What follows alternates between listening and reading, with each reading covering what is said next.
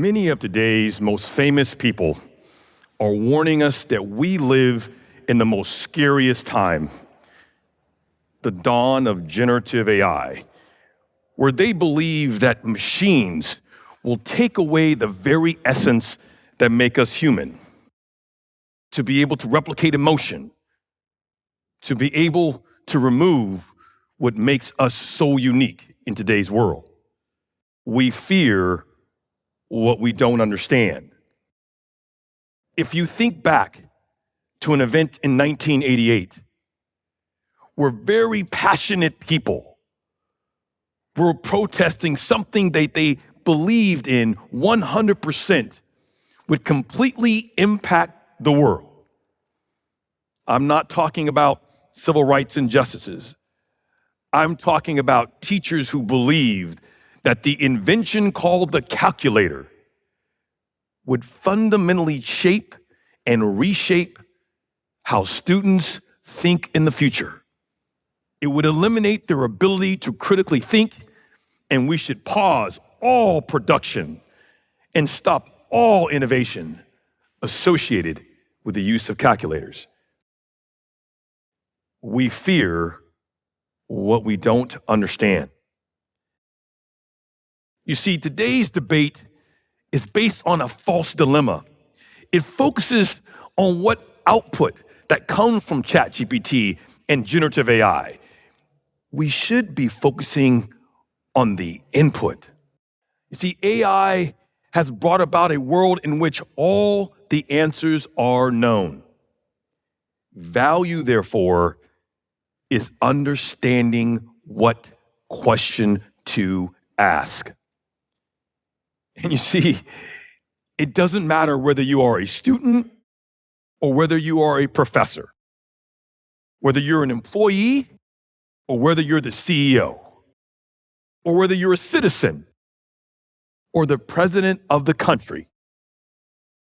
Generative AI will require us to think differently. Progress cannot be stopped. We have to fundamentally embrace three core principles that embody digital humanism. The first, algorithms can optimize for efficiency, but machines cannot optimize for happiness. There's a great story that happened in Europe. Folks that were senior citizens had a higher rate of depression. It was because they lost their ability to connect with people. And oftentimes, their place for connection was a grocery store. When you go into a grocery store and we put AI to work, what does it do? It optimizes for efficiency. You have your checkout lines that are meant to get you in and out. Seamless, self-checkout. But in this case, they created a slow checkout line, one where the seniors could engage with people, one that increases their happiness and their overall fulfillment. Lesson learned: allow machines to be machines and allow people to be people. The second area of change that requires us to think differently is around diversity. You see, diversity of sight is what we talk about today, but diversity is the potential to create value. Inclusion is the realization of value by driving full participation. This is the gift of generative AI. It is the ability to include a variety of people in the conversation to fundamentally increase the level of value. When you think about what we've told an entire generation of liberal arts majors, put that down. That's not going to earn you a living. You have to learn to code. Generative AI is about learning to think. Rise of the humanities. I believe that over the next 5 years, when you look at the makeup of top tech companies, 85% of that workforce will be led by AI-enabled liberal arts majors who will have the ability to fundamentally ask the right questions. When you think about the last area of focus that requires us to think differently about the world, it's probably the most disruptive. It's the force of ideation. When you think about how we create in the world today, it's ideate, then we build, then we operate. You see, all of our emphasis is put on build and operate, 80% of that value, from our educational system to our enterprise system.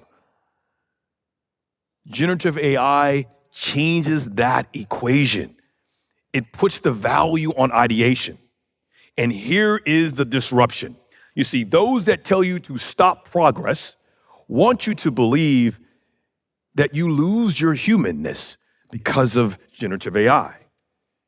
Well, in fact, it is just the opposite. What makes you human, the ability to have compassion, empathy, love, emotion, all of that comes together in your ability to ideate. This is what ultimately matters. This is what it means not to be less human, but to be more human. When you think about this debate, I want you to think about who's worried about it and who's empowered. Who's worried?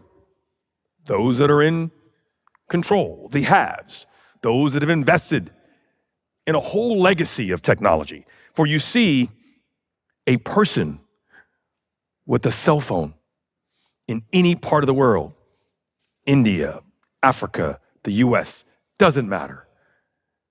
They are now put on the same level playing field. If you can think it, you can create it. This is the gift of generative AI.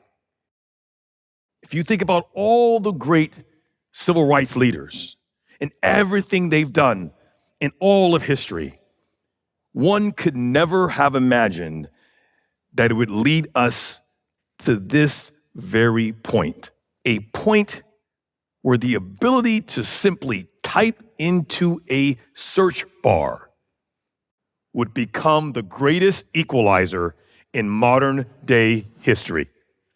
Thank you.